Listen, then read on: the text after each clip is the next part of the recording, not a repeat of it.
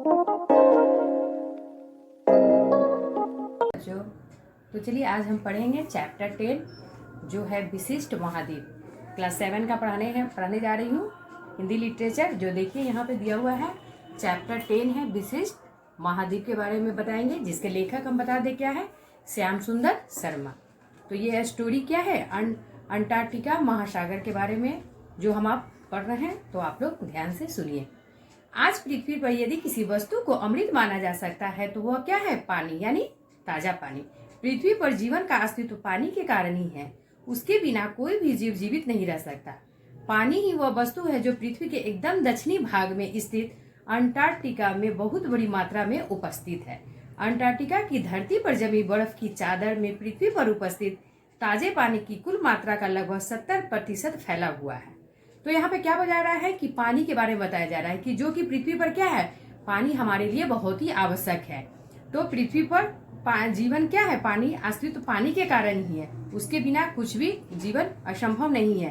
पानी और वस्तु जो पृथ्वी के एकदम दक्षिण भाग को स्थित कहाँ पे जाती है, अंटार्कटिका भाग में बहुत बड़ी मात्रा में उपस्थित है। जो बर्फ की चादर में पृथ्वी पर उपस्थित ताजे पानी की कुल मात्रा का लगभग क्या है, 70% वहां पे फैला हुआ है।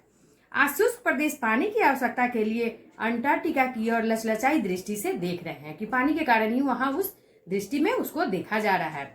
खदानों के संदर्भ में आज हमारा देश काफी अच्छी स्थिति में है। वह खदान आयात करने के बजाय निर्यात कर रहा है, परंतु उसकी पानी की समस्या दिन पर दिन गंभीर से गंभीरता होती जा रही है। इसलिए निकट भविष्य में हमें भी अपने ताजे पानी की मांग को पूरा करने के लिए अंटार्कटिका की शरण में जाना पड़ सकता है।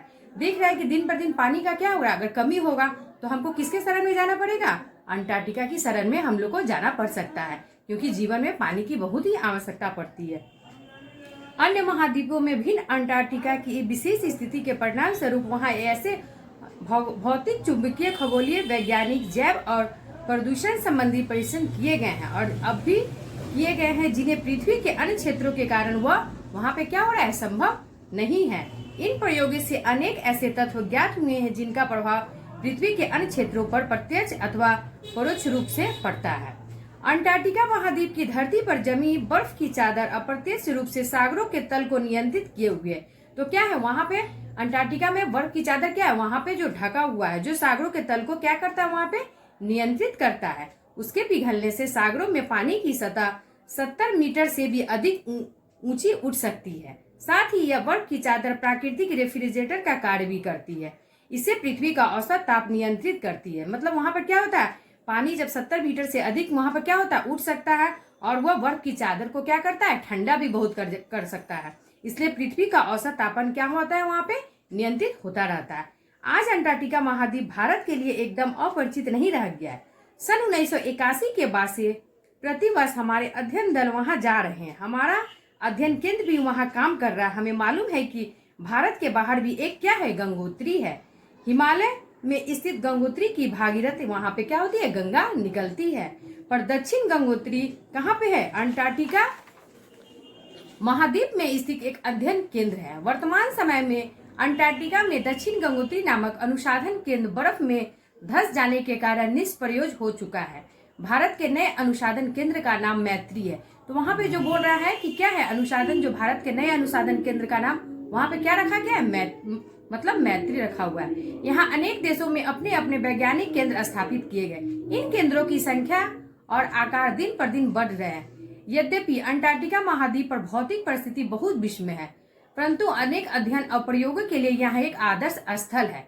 अंतरिक्ष के अध्ययन के लिए यह विशेष रूप से उपयुक्त स्थल है। तो वहाँ पे क्या बताया जा रहा है कि वहाँ पे बहुत सारा धार्मिक स्थल भी है, जिसके बारे में जब भी हम बताए थे अभी, गंगोत्री, जो कि हम लोग वहाँ पे जाते हैं घूमने के लिए, तो वो वहीं पर स्थित है।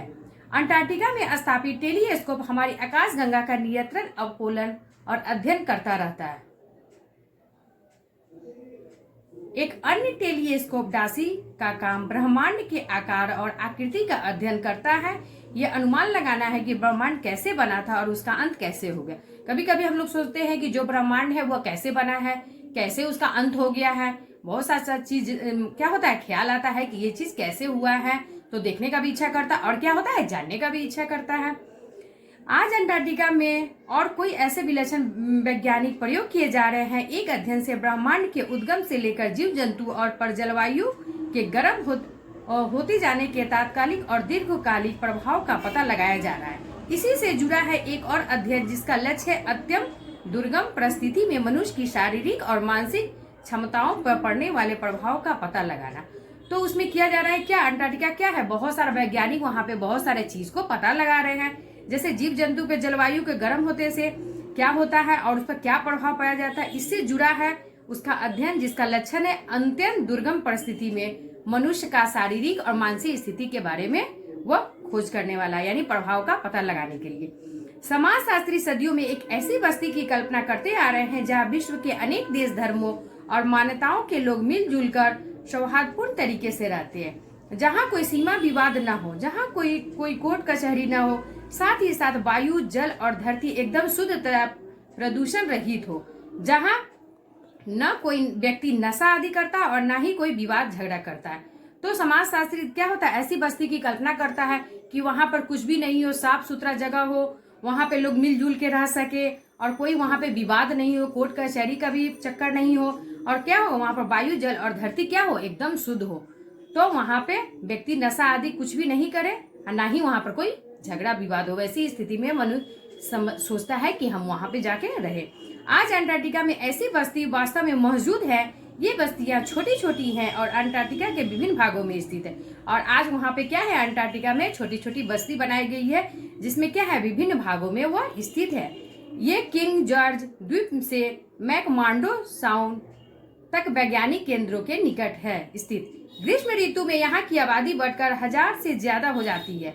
मैकटाउन से अंटार्कटिका सन नाम से एक साप्ताहिक समाचार पत्र प्रकाशित होता है। यहाँ वाहनों की गति को नियंत्रित करने हेतु गति अवरोध भी है। यहाँ से 3 किलोमीटर दूर स्थित न्यूजीलैंड के बेस के लिए नियमित रूप से शटल बस सेवा भी चलती है, जहाँ डाकघर, हवाई अड्डा और एटीएम जैसे आधुनिक सुविधाएं भी उपलब्ध है। तो बोला जा रहा है कि ग्रीष्म ऋतु में यहाँ की आबादी बढ़कर क्या हो जाती है, 1000 से भी ज्यादा हो जाती है। और वहाँ पे मैकटाउन से अंटार्कटिका सन एक साप्ताहिक समाचार पत्र वहाँ पर क्या होता है, स्थापित होता है और वाहनों की गति को वहाँ पर नियंत्रित किया जाता है, जिसके लिए एक बस सेवा भी उपलब्ध है।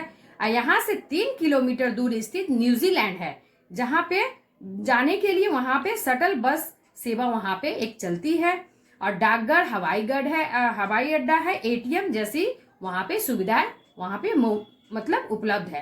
अंटार्कटिका में वैज्ञानिकों से 3 गुने अन्य लोग रहते हैं। इनमें से अधिकतर व्यक्तियों का काम वैज्ञानिकों के यहाँ अध्ययन और प्रयोगों में सहायता करता है। शिक्षक, अस्पताल के कर्मचारी, पायलट, इंजीनियर, यहाँ तक कि दुकानदार भी बहुतायत में है। तो वहाँ पे क्या बोला जाता है कि अंटार्कटिका में क्या है, वहाँ पे 3 गुने लोग रहते हैं और अधिकतर आदमी वैज्ञानिक का काम वहाँ पे करते हैं। और वहाँ पे शिक्षक लोग पढ़ाते हैं, अस्पताल के कर्मचारी हैं, पायलट है, इंजीनियर है, यहाँ तक कि दुकानदार भी बहुत सारा वहाँ पे है। अंटार्कटिका सन के संपादक के अनुसार अंटार्कटिका की बस्तियों में अमीर और गरीब के बीच कोई भेदभाव नहीं है।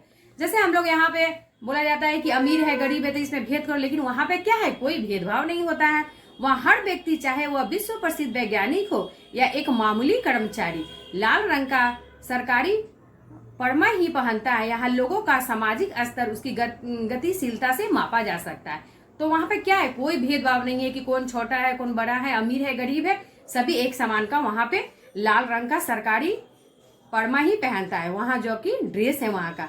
यहाँ आने वाले सैलानियों की संख्या लगातार बढ़ रही है। दक्षिण अमेरिका में अंटार्कटिका के लिए नियमित जलयान सेवाएं हैं, जो हर वर्ष लगभग 12,000 सैलानियों को अंटार्कटिका घूमने लाती है। ऑस्ट्रेलिया में 14 घंटे की उड़ान भरकर 3,000 सैलानी अंटार्कटिका पहुंचते हैं। अन्य देशों से भी सैलानी पर्वतारोहण और बर्फ की स्कीइंग के लिए यहाँ पे पहुंचे जाते हैं। मतलब क्या होता है, वहाँ घूमने के लिए बहुत सारे आदमी आते हैं। तो क्या होता है, यहाँ पे 12,000 सैलानी घूमने अंटार्कटिका आते हैं और ऑस्ट्रेलिया से 14 घंटे के उड़ान भरकर यानी एरोप्लेन से 3,000 सैलानी वहाँ पे घूमने आते हैं, वहाँ का बर्फ और महासागर को देखने के लिए वहाँ पे। और क्या करते हैं, वहाँ स्विंग करने के लिए भी आते हैं।